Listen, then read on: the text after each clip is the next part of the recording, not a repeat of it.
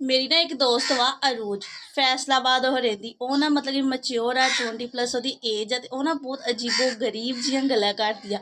ਕੱਲ੍ਹ ਉਹਦੀ ਕਾਲ ਆਈ ਤੇ ਮੈਨੂੰ ਕਹਿੰਦੀ ਵੀ ਮੈਂ ਵਿਸ਼ ਮਤਲਬ ਕਿ ਜਿਹੜੇ ਲੋਕ ਮੁਹੱਬਤ ਕਰਦੇ ਆ ਉਹ ਖੁਸ਼ ਨਸੀਬ ਹੁੰਦੇ ਆ ਕਿ ਨਹੀਂ। ਮਤਲਬ ਕਿ ਉਹ ਮੁਹੱਬਤ ਕਰ ਲੈਂਦੇ ਆ, ਉਹ ਪਾ ਲੈਂਦੇ ਆ ਕਿ ਖੋ ਦਿੰਦੇ ਆ। ਉਹਨਾਂ ਦੀ ਖੁਸ਼ ਨਸੀਬੀ ਕਿਸ ਚੀਜ਼ ਦੇ ਵਿੱਚ ਮਤਲਬ ਕਿ ਮੁਹੱਬਤ ਨੂੰ ਪਾ ਲੈਣਾ ਜਾਂ ਖੋ ਦੇਣਾ। ਮੈਂ ਫਿਰ ਮਤਲਬ ਕਿ ਸੋਚ ਰਹੀ ਸੀ ਵੀ ਹੁਣ ਮੈਨੂੰ ਮੈਂ ਜਵਾਬ ਕੀ ਦੇਵਾਂ, ਤੇ ਲੇਕਿਨ ਭਾਲੇ ਮੈਂ ਸੋਚ ਸਮਝ ਕੇ ਜਵਾਬ ਤੈਨੂੰ ਦੇ ਦਿੱਤਾ। ਹੁਣ ਤੁਸੀਂ ਮੈਨੂੰ ਦੱਸਣਾ ਵੀ ਮੈਨੂੰ ਸਹੀ ਜਵਾਬ ਦਿੱਤਾ ਕਿ ਨਹੀਂ। ਮੈਂ ਉਹਨੂੰ ਕਿਹਾ ਵੀ ਜਿਹੜੇ ਪਾ ਲੈਂਦੇ ਆ ਨਾ ਮੁਹੱਬਤ ਨੂੰ, ਉਹ ਪਾ ਕੇ ਨਾ ਮਤਲਬ ਕਿ ਉਹਦੀ ਕੋਈ ਇੱਜ਼ਤ ਨਹੀਂ ਕਰਦੇ ਹੈਗੇ। ਮਤਲਬ ਕਿ ਜਲਦੀ ਉਹਨਾਂ ਦਾ ਮੁਹੱਬਤ ਤੋਂ ਨਾ ਮਨ ਭਰ ਜਾਂਦਾ ਵਾ। ਕਹਿੰਦੇ ਵੀ ਹਾਂ ਸਾਡੀ ਮੁਹੱਬਤ ਸਾਨੂੰ ਮਿਲ ਗਈ ਆ, ਤੇ ਉਹਦੀ ਕਦਰ ਨਹੀਂ ਕਰਦੇ ਹੈਗੇ।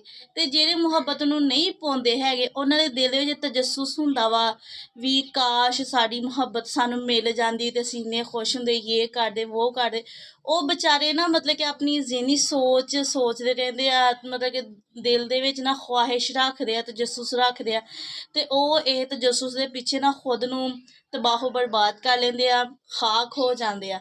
ਤੇ ਮੈਂ ਇਹੀ ਗੱਲਾਂ ਉਹਨੂੰ ਦੱਸੀਆਂ ਆਪਣੀ ਫਰੈਂਡ ਨੂੰ। ਹੁਣ ਤੁਸੀਂ ਮੈਨੂੰ ਦੱਸਣਾ ਵਾ ਵੀ ਮੈਂ ਆਪਣੀ ਫਰੈਂਡ ਨੂੰ ਇਹ ਜਿਹਦਾ ਮਤਲਬ ਕਿ ਸਵਾਲ ਦਾ ਜਵਾਬ ਦਿੱਤਾ ਵਾ ਉਹ ਸਹੀ ਦਿੱਤਾ ਵਾ ਕਿ ਐਵੇਂ बकवास कर दी थी। बस ठीक है, मैं वेट कर रही हूँ।